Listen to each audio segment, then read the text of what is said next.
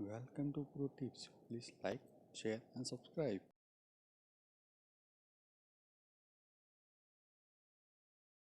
आप ट्रेड ले सकते हैं। आगे बढ़ेंगे और अब बात करेंगे फिनो पेमेंट्स बैंक की, क्योंकि कंपनी ने दिल्ली स्थित फिनटेक कंपनी पेस्प्रिंट में 12.19% स्टेक खरीद लिया है। क्या है सौदे की डिटेल्स ये बताने के लिए हमारे साथ फिनो पेमेंट्स बैंक के सीओओ आशीष आहूजा मौजूद है। Mister Ahuja, welcome to CNBC आवाज।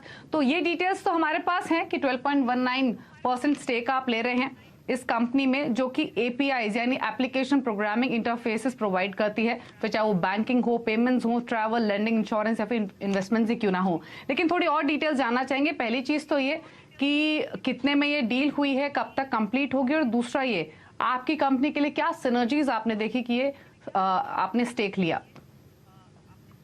सबसे पहले Diwali ji, thank you so much. I would like to thank CNBC Awaaz हमको अपने शो पे बुलाने के लिए। डील का स्ट्रक्चर जैसे आपने बिल्कुल ठीक बोला है कि फिनो पेमेंट्स बैंक एक ऑल कैश डील के अंदर एक इक्विटी स्टेक ले रही है 12.9% की पेस्प्रिंट के अंदर, और इसका this is the deal contour. और इसके बाद हम इसको मोटा मोटा आई थिंक नेक्स्ट 1 मंथ के अंदर जो एग्रीमेंट और बाकी जो प्रोसेस है महीने 1.5 महीने के अंदर इसको क्लोज कर देंगे। So that is as far as the deal contours हैं इसके।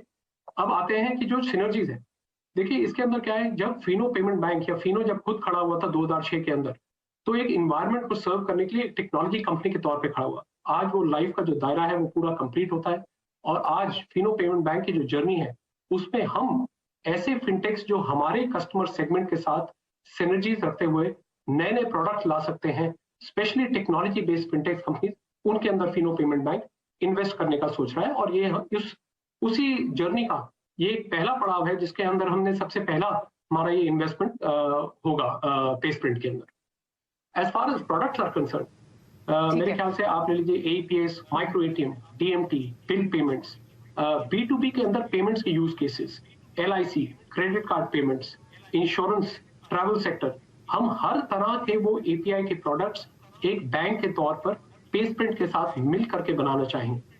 और इसका सबसे बड़ा जो फायदा ये है क्योंकि वो एक एपीआई कंपनी के तौर पे इन प्रोडक्ट्स के ऊपर बहुत ही फोकस्ड हो। ठीक है। अच्छा, एक चीज और मिस्टर आहूजा, आपने जो डिटेल्स, जो स्टेटमेंट दी है, जो प्रेस रिलीज दी है, उसमें ये कहा गया है कि जो पेस्प्रिंट है वो एक प्रॉफिटेबल फिनटेक है, और ये डिटेल्स हमारे पास हैं कि जो इसके एनुअल ग्रॉस मर्चेंडाइज वैल्यू है वो 5500 करोड़ के आसपास की है, वो भी अपने first full year of operations में FY22। मैं ये जानना चाहती हूँ पेस्प्रिंट में, क्योंकि अब आप स्टेक आप लिया है, तो कितने कस्टमर्स हैं इसके, कस्टमर्स में जो प्रोमिनेंट कैटेगरीज है वो कौन कौन से शामिल हैं? तो आज की डेट पे जो पेस्प्रिंट कर रहा है वो 2 या 3 प्रोडक्ट्स के ऊपर ज्यादा फोकस कर रहा है, जैसे कि एईपीएस और डोमेस्टिक मनी ट्रांसफर्स। बट जैसे मैंने आपको बाकी प्रोडक्ट कैटेगरीज बताया है, उसके साथ भी वो काम कर रहा है बाकी यूज केसेस पे। और यही प्रोडक्ट्स हैं जो अगले 3 से 6 महीने या 1 साल के एक विंडो रखते हुए अलग अलग हम इनके कैटेगरीज बनाएंगे और इनको लेके आएंगे उनके साथ में। मेरे हिसाब से आज उनके पास इन 2 कैटेगरीज के अंदर जिनके ऊपर ज्यादा तौर पे उनका जो थ्रूपुट आ रहा है, उसमें मोटा मोटा उनके पास कोई 500 से ऊपर पार्टनर्स इस वक्त मौजूद है उसके ऊपर। और इस पूरे उसके अंदर जो बैंक होगा वो उनके साथ एक प्रेफर्ड तौर पे काम करेगा, एक प्रेफर्ड बैंकिंग पार्टनर के तौर पे काम करेगा, जिससे दोनों कंपनियों को बैंक को उस चीज से फायदा होगा, ताकि जो टेक्नोलॉजी में जब आपको कोई प्रोडक्ट लेके आने, अगर एक फोकस होता है और आपको एक लीप फ्रॉग करना है, ऊपर एक छलांग लगानी है, तो इट इज ऑलवेज बेटर कि आप उस कंपनी के साथ काम करें जो आपके सेगमेंट पे और आपके सोच के साथ सिनर्जाइज्ड हो।